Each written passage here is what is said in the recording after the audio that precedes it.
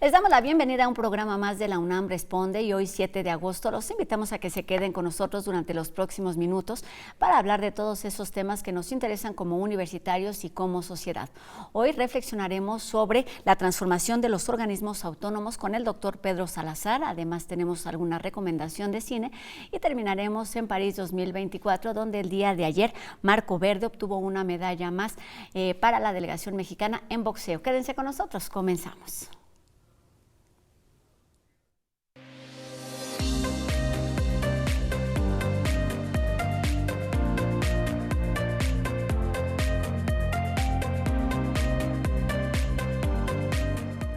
El día de hoy reflexionaremos sobre una de las 20 iniciativas de ley que fueron enviadas por el Poder Ejecutivo el 5 de febrero pasado para su modificación y es la que propone la transformación de los organismos constitucionales autónomos, que son en pocas palabras organismos especializados en tareas particulares como son la energía, los derechos humanos o la educación y que fueron creados como contrapeso en busca de una distribución más equitativa del poder.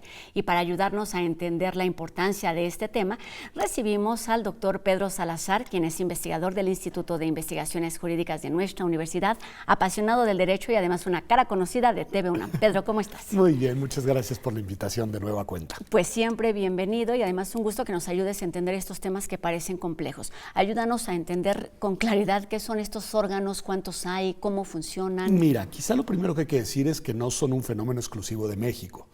En muchos estados constitucionales existen estos organismos con distintas características que se conocen en general como agencias regulatorias, que son instancias especializadas, como bien decías, en algunas materias y que realizan tareas, y esto es muy importante, que en otro momento realizaba directamente el gobierno. Es decir, eran tareas que estaban a cargo sobre todo del Poder Ejecutivo, ¿no? Y que poco a poco fueron evolucionando hasta desprenderse del mismo y contar con un reconocimiento directo en la Constitución y precisamente con ese atributo de autonomía constitucional, que cuando uno pregunta autonomía, ¿ante quién? Bueno, principalmente autonomía ante el gobierno y autonomía ante las mayorías políticas, porque se considera que la tarea que realizan no solamente es una tarea técnica, sino que es una tarea que va más allá de la agenda del gobierno y que es de interés de todo el Estado. Son órganos, digamos, del Estado mexicano y no del gobierno en turno. Iniciaron, digamos, alrededor de los años 90 los primeros órganos del siglo pasado con autonomía constitucional, por ejemplo, en materia electoral, el Instituto en ese entonces federal y ahora nacional electoral. Recordemos que antes las elecciones las organizaba directamente el gobierno y que se consideró que eso tenía problemas de muchas índole y entonces se creó un órgano con autonomía constitucional.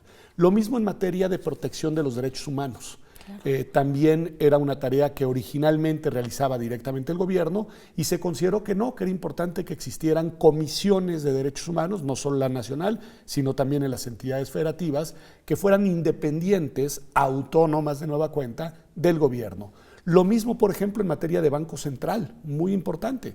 El Banco de México, como lo conocemos coloquialmente, también es el órgano encargado de todo lo que tiene que ver con la política monetaria del Estado mexicano y se consideró que también no podía estar en las manos del gobierno porque ya habíamos visto muchos gobiernos que metían mano a la política monetaria generando problemas de inflación y de crisis económicas.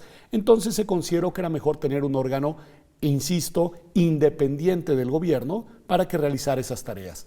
Lo mismo en materia de estadística, información, y se crea el INEGI, que además es el único que está incluso en Aguascalientes, ni siquiera está en Ciudad de México, y con el paso del tiempo se fueron creando otros, sobre todo ya estos en el siglo actual, en el contexto de lo que se conoció en el gobierno anterior como el Pacto por México. Ahí decidieron otras materias, también con, digamos, una relevancia estratégica, se separaron del gobierno y se les dio autonomía constitucional. En materia, por ejemplo, de competencia económica, se creó la COFESE. En materia de telecomunicaciones, se creó también un órgano especializado. En materia de transparencia, ya existía el IFAI, pero se le dotó ahora de autonomía constitucional. En su momento lo mencionabas, el Instituto Nacional de Evaluación Educativa, que ese ya no existe con la autonomía constitucional porque en este sexenio actual se reformó la Constitución para convertirlo en un órgano con otras características. Pues en pocas palabras o de forma muy clara, es esta la función y es la forma en la que han estado presentes a lo largo de varios años. Y hay una nueva iniciativa de ley que propone su modificación. ¿Cómo están y qué es lo que se propone en esta ley en Quizá particular? también explicar un poco la razón de esta ley, de esta iniciativa. Okay. Lo que sucede es que estos órganos en realidad vienen a complementar lo que se conoce como principio de división de los poderes y de pesos y contrapesos. Es decir, el poder ejecutivo ya no solo tiene que lidiar con un poder legislativo en el que ahora tiene mayorías, pero podría no tenerlas como no las tuvo en mucho tiempo, claro, con el poder judicial que controla sus decisiones, sino también con estos organismos que realizan tareas especializadas y en las que en principio el gobierno ya no puede entrometerse. Y entonces eso hace que para quien llega al gobierno se encuentra con un escenario de poderes más limitados que en el pasado. ¿Por qué? Pues porque en todas estas materias existen órganos especializados que ya no le permiten a quien gobierna, a quien es el titular del Poder Ejecutivo, el gobierno de la República, incidir en esas agendas. Y eso al presidente actual, desde el inicio, desde el día 1, no le gustó. Es decir, no le gustó encontrarse un diseño de Estado en el cual el poder que él iba a encabezar, el Poder Ejecutivo, se encontraba cada vez más acotado, cada vez más limitado, cada vez más disminuido. Y entonces desde el día 1 ha tenido una actitud en el discurso de que esos órganos constitucionales son muchos, que son demasiados y que pues en efecto le impiden al gobierno de la República incidir en todas las materias de las que hemos hablado. Y entonces, bueno, ya en algún momento había anunciado que iba a proponer desaparecerlos y que en realidad lo que está proponiendo es absorber de nuevo las facultades de muchos de ellos en las manos del propio gobierno de la República. No lo está proponiendo para la totalidad, pero sí para la mayoría, y en ese sentido, técnicamente, podemos decir que es una reforma, una propuesta de reforma regresiva, porque lo que quiere hacer es regresar al pasado, regresar a un modelo en el que la presidencia de la República, el gobierno de la República, vuelve a tener en sus manos las decisiones en todas estas materias que se fueron separando en distintos momentos precisamente del gobierno. Bueno, lo que quiere el presidente, lo que propone, aunque él ya va a terminar su gobierno, pero es lo que le va a dejar, o es lo que quiere dejarle al gobierno entrante, es que en realidad muchas de estas funciones regresen a la sede del gobierno de la República y vuelvan a formar parte, digamos, del poder ejecutivo. Esa es la finalidad. Es decir, lo que perderían estos órganos es su autonomía constitucional, su independencia de la agenda gubernamental y su carácter propiamente técnico, porque son órganos muy especializados, pues podemos imaginar, pues en materia de radio y televisión, por ejemplo, en telecomunicaciones, pues es una materia muy compleja, altamente especializada, competencia económica, no se diga, y así sucesivamente, datos personales y transparencia, pues son órganos que se especializaron e insisto, que tienen sus agendas propias y que no los ordena, no los manda, no los gobierna el gobierno, digamos. Exacto. Bueno, pues al presidente eso no le gustó y lo que quiere es volver a absorber en el Poder Ejecutivo muchas de estas tareas y por eso se dice que está proponiendo la desaparición de los órganos constitucionales autónomos. Tener entonces pues una mayor participación y esto se ha vuelto un motivo de polémica, de diálogo, de crítica, porque estamos hablando no solamente de una iniciativa, de un órgano, sino estamos hablando de autonomía, de libertades, de la falta de credibilidad a estas instituciones. Y esto para terminar, Pedro, ¿cómo se traduce, digamos, en el bienestar de las personas? Porque son temas que nos tocan y nos deben interesar. Bueno, es sumamente polémico el asunto. Para aquellos, como es mi caso, que somos críticos del presidencialismo fuerte, es decir, que no nos gusta tener una presidencia de la República omnipotente y omnipresente, ¿no? La existencia de los órganos constitucionales autónomos es una buena idea. Claro. ¿Por qué? Porque son órganos que limitan el poder del Poder Ejecutivo, del presidente y en este caso de la presidenta, ¿no? Y que lo acotan y eso pensamos, quienes somos críticos del presidencialismo, que es bueno para las libertades de las y de los ciudadanos. Porque si limitas al poder, aumentas el espacio de los derechos y aumentas el espacio de las libertades. Bueno, lo que está sucediendo es que a este gobierno, y al parecer al que viene, pues lo que le gustaría es volver a los tiempos de lo que se conocía como el hiperpresidencialismo mexicano, que era el presidencialismo hegemónico en el que la agenda nacional pasa por la mesa de quien gobierna el Poder Ejecutivo. A algunos no nos gusta esa idea, pero bueno, pues ahí está la propuesta. Te voy a poner del otro lado de la mesa. Suponiendo que no fueras parte, digamos, de esta corriente, ¿cuál es el diagnóstico del que se parte para proponer estos cambios? Sabemos que también es importante hacer modificaciones, revisar y cambiar lo que se tenga que cambiar. Pero ¿cuál es, digamos, esta lógica para cambiar? ¿Qué es lo que no está funcionando? Las instituciones siempre tienen que revisarse. Y lo que habría que hacer, creo yo, es hacer una evaluación órgano por órgano y ver en dónde están sus fortalezas y sus debilidades, y no tratarlos a todos de la misma manera y en el mismo saco, porque hay muchas diferencias entre ellos. Hay unos que funcionan muy bien y que incluso son muy relevantes, por ejemplo, para la estabilidad económica del país. Pongo el ejemplo de la COFESE, la Comisión Federal de Competencia Económica.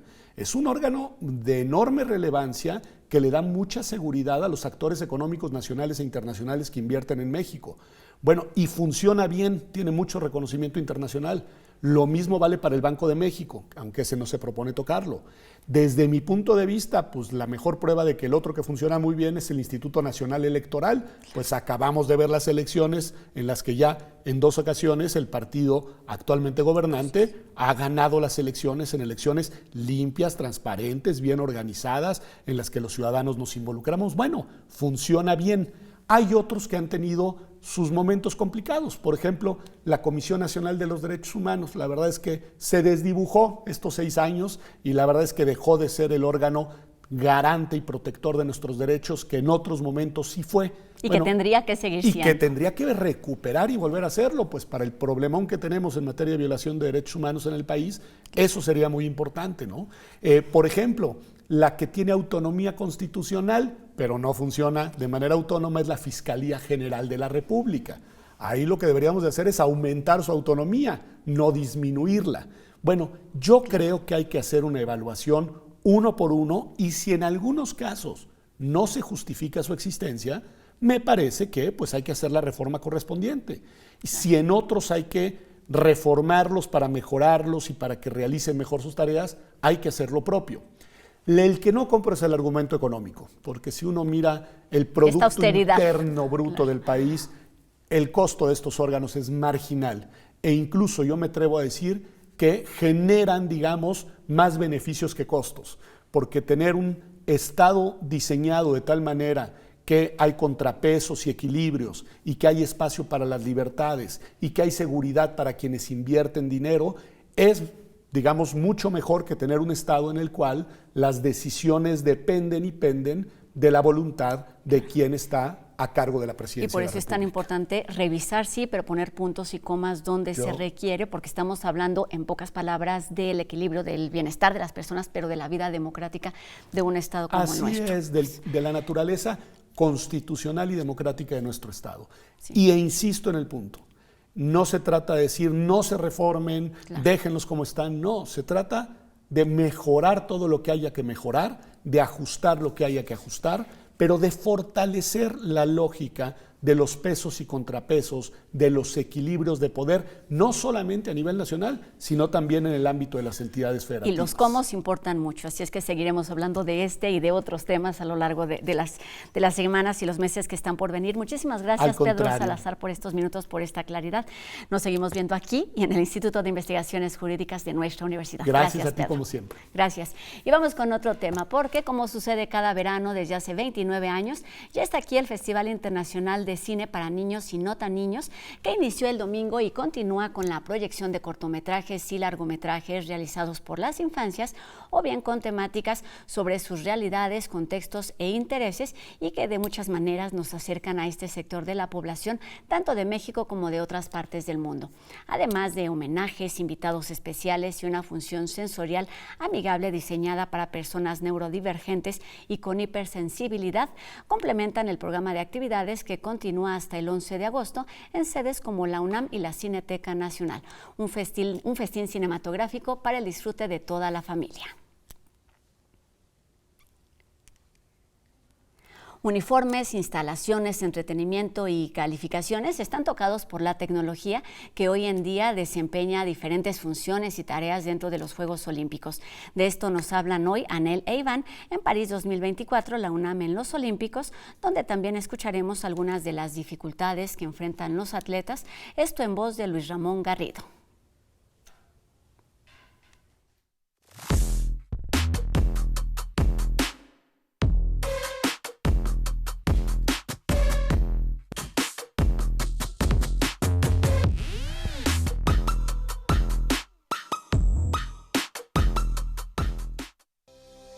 Hola a todos, bienvenidos a París 2024, la UNAM en los Olímpicos, y te saludo con mucho gusto, Anel. Hola, encantada de estar contigo. Hoy platicaremos acerca de la tecnología, lo que pasa y lo que ayuda con la ropa, con los tenis, el calzado, por supuesto también con las maneras de entrenamiento, la inteligencia artificial y pues bueno, todo esto que ha sucedido a lo largo de la historia para mejorar las marcas, las posturas y tener pues mayor agilidad a la hora de competir. Así como lo decía, el origen de los valores deportivos, Citius, Altius, Fortius, más alto, más fuerte, más rápido. ¿Y cómo hacemos eso?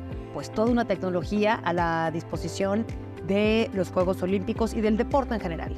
Eso quiere decir que ha habido, querido Iván, toda una tecnología de ingenieros, biomecánicos, fisiólogos, médicos y por supuesto ingenieros, todos en conjunto para poder hacer varias cosas y podemos quizá dividir las cosas en contexto. Por ejemplo, unas son las que atienden directamente el entrenamiento de los deportistas, por ejemplo, su musculatura, su cuerpo, su dieta, por supuesto. Otros son sobre los objetos del deporte, como de qué están hechas las jabalinas, de qué están hechos los kayaks, la fibra de carbono y la revolución en el ciclismo, todo eso que tiene que ver. Y luego hay otro que es la ingeniería alrededor del deporte, de los marcajes y del registro de marcas, como los drones, las cámaras, los cronómetros. Entonces es como un universo gigantesco que tiene que ver con todo un desarrollo y de innovación tecnológica, esa es la palabra, sí, alrededor de los Juegos Olímpicos y del deporte, ¿no? Sí. Además,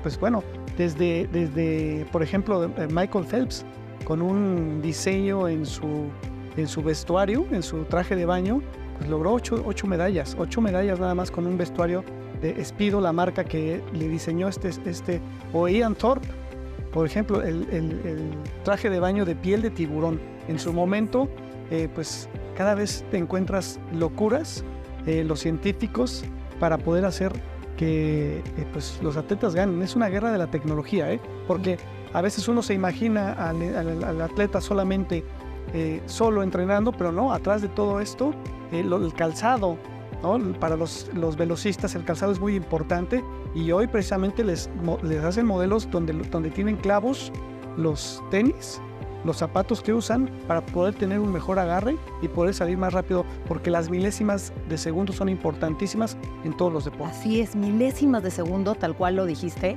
En el caso de Thorpe y de Michael Phelps es súper interesante porque es la historia también del mercado entrando y de las marcas que compiten justamente para poder entrar en los terrenos permitidos de la tecnología olímpica. Por ejemplo, en este caso de los trajes que decías, es la marca Speedo la que logra tener no solo la tecnología, sino la licencia única y exclusiva para poder usar esos trajes de baño que además armaron una longitud mucho mayor para crear menos fricción del desplazamiento por debajo del agua y que se incorpora en las Olimpiadas en función de diferentes criterios, también hay que decirlo, y que ahora lo tiene. O el de las zapatillas que tú lo decías, Nike fue uno de los que logró hacer una zapatilla que pesara menos de 110 gramos para que aguantara solamente 15 segundos, ¿no? Entonces, no está hecho para entrenar, hay una tecnología para entrenar y otra de competencia, ¿no? Lo mismo los goggles, las gorras, o sea, hay una tecnología de uso, o el dry fit, que también se desarrolló como una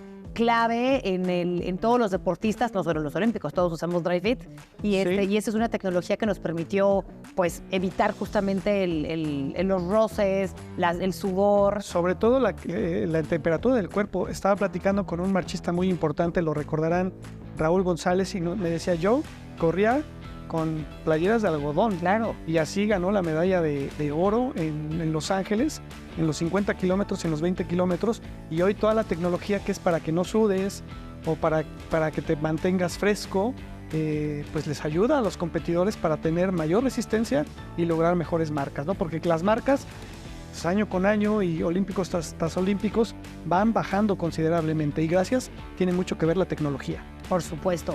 Ahí está también el tema que tiene que ver con, hablando de dry fit, con el neopreno y la discusión de si en aguas abiertas y la regulación de la temperatura en ciertos mares funciona en diferentes criterios, en las temperaturas de lagos, mares, ríos, donde sea la competencia. Y ahí está permitido un gramaje específico de neopreno, ¿no?, en algunos de los trajes. O, por ejemplo, Iván, el tema de que a mí me impresiona muchísimo lo que pesan las bicis de ciclismo de ruta hoy día, o de pista, ¿no? Gracias, por supuesto, a la fibra de carbono. Calculemos que las primeras Olimpiadas había bicis de madera, ¿no? Entonces, de la madera al fierro, al acero, a diferentes cosas, y ahora pues fibra de carbono y el titanio, que también se usa en muchísimas objetos, ¿no? O por ejemplo los botes, en este caso los que utilizó Beatriz Briones y Karina Lanís, regulados, tienen que ir al pesaje, tienen que pesar 12 kilos para poder pues competir, y así las vimos. A veces tienen botes menos pesados y tienen que regularlos con pesas, literalmente les ponen unas pesas para cumplir los 12 kilos, ¿no? Pero la tecnología va avanzando y ahora que hablabas de las aguas abiertas, pues hoy se hacen aguas bravas artificiales, ríos completamente artificiales por la tecnología, donde se compitió el slalom y el cross, por ejemplo. Sí, o la nieve artificial que en algún momento en Sochi, también se ha hecho en Sochi. Tuvo que tener nieve artificial, uno no cree. Porque no había claro, natural y entonces ahora podríamos tener unos Juegos Olímpicos en México quizá de invierno, claro, con tanta tecnología y obviamente una inversión importante, pero todo se puede ya. Todo se puede y todo es interesante la historia de las tecnologías, por ejemplo en las raquetas, Iván, ¿no? La tripa, o sea, orgánico, ¿no? O sea, estas tripas que se usaban también en los violines o en los chelos eran las mismas cuerdas que se usaban en raquetas. Por cierto, tengo una recomendación importantísima que es Muerte Súbita, un libro de Álvaro Enríquez, que habla sobre la historia de los rellenos de las pelotas de tenis, que originalmente se decía que estaban rellenas de pelo de mujer, de cabello de mujer. Y esa novela tiene una historia que no sabemos si es cierta o falsa, que tiene que ver con el tenis de la época de Enrique VIII, cuando se fundó ese deporte, porque se dice que del pelo de Ana Bolena se hicieron unas pelotas de tenis con todo un misterio alrededor que no voy a spoilear. Pero ahí están también el tema de las raquetas, las pelotas, los balones, el caucho, ¿no? Qué interesante la tecnología. Vamos a ver qué nos depara para más adelante, pero todo tiene que ser regulado, ¿eh? Todo tiene que ser regulado y todo tiene que estar en función no solo de la propia competencia, sino alrededor de los propios Juegos Olímpicos. Por ejemplo, Tokio 2020, después de la pandemia, tuvo que usar muchísimos bots y robots para poder hacer muchas de las labores que se tenían que prevenir para el tema de la pandemia. Entonces, hasta ahorita Tokio 2020, que se celebró en 2021, ha sido la Olimpiada con mayor número de robots asistentes para transportar, informar y hacer muchas tareas que antes hacían, por supuesto, las y los humanos. Sí. Y el tema de los drones, que también es importantísimo, ¿no? Esta tecnología de últimas que se incorpora también al jueceo, pero también a diferentes apoyos y supervisiones, ¿no?, para los entrenadores. Sí, la tecnología ayuda a los jueces también a decidir, a tomar decisiones y simplemente a ver quién es el ganador. O sea, hay disciplinas que están ayudadas por la inteligencia artificial o por la tecnología en sí. Ahora que decías del marchista que usaba camisetas de playeras, yo me acuerdo el primer triatlón que hice, no había chips de registro, entonces que eso fue la historia también de las Olimpiadas a ojo humano, ¿no? O sea, el ojo humano era el único que decía, este entró primero y es el número tal, ¿no? Ahora, por supuesto, todo el mundo compite con un chip que está en diferentes... Un GPS. Un GPS, literal, que además va haciendo verificaciones de los diferentes marcajes en recorridos, por ejemplo, de distancias o distancias medias, ¿no? Entonces, ahí está la tecnología del deporte, está en el cuerpo, en la dieta, en la elaboración de entrenamientos, en el monitoreo de los entrenamientos, en el jueceo, en las premiaciones y sobre todo en los equipos, ¿no? En los equipos y en los objetos del deporte. Está en todo. Y pues bueno, ahí están las novedades de París 2024. Y nos vemos en la próxima emisión porque seguimos desde luego hasta el final aquí en TV UNAM hablando de París 2024, la UNAM en los Olímpicos. Muy contento sobre la clasificación, mi primera clasificación olímpica, mis primeros Juegos Olímpicos después de 2 intentos fallidos, difícil, pero estoy muy contento de estar representando a México en esos Juegos Olímpicos y de poner a mi país en lo más alto.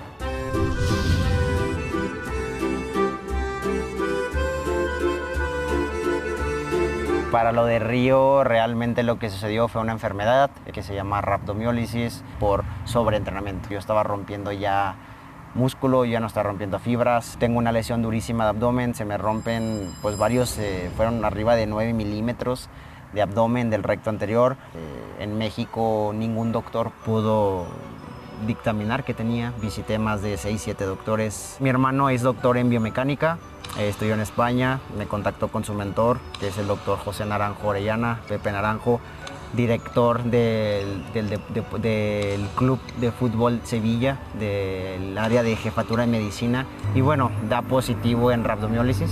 ¿Qué fue lo que sucedió? Pues bueno, el doctor estaba muy asustado, estaba a punto del paro cardiorrespiratorio por tanta toxina, todo lo que se estaba generando por dentro del cuerpo. Y pues bueno, me tocó afrontar eso. Quedo fuera de Olímpicos. Realmente fue muy doloroso para mí. Lloré, yo creo que todo lo que duró los Juegos Olímpicos los tuve que ver en la tele cuando yo sabía que yo, respetando lo que había hecho Lino, yo merecía estar ahí.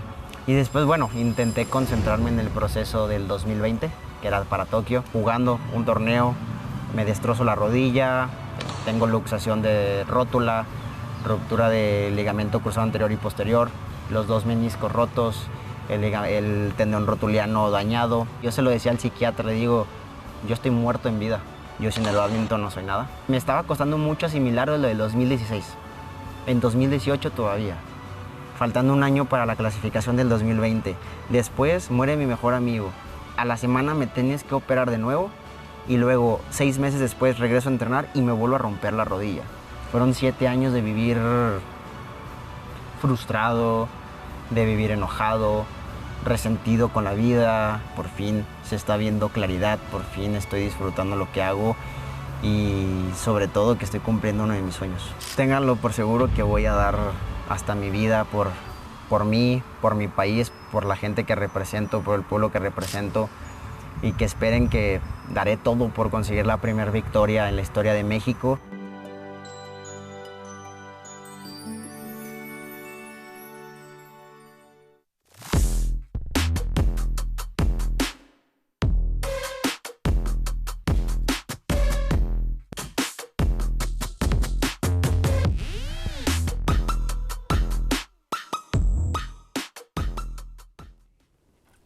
Por hoy es todo nuestro programa. Agradecemos, por supuesto, a Ricardo Iturbe su participación en la interpretación de lengua de señas y a todos ustedes les recordamos que podemos seguir la conversación en nuestras redes sociales. Ustedes ya las conocen.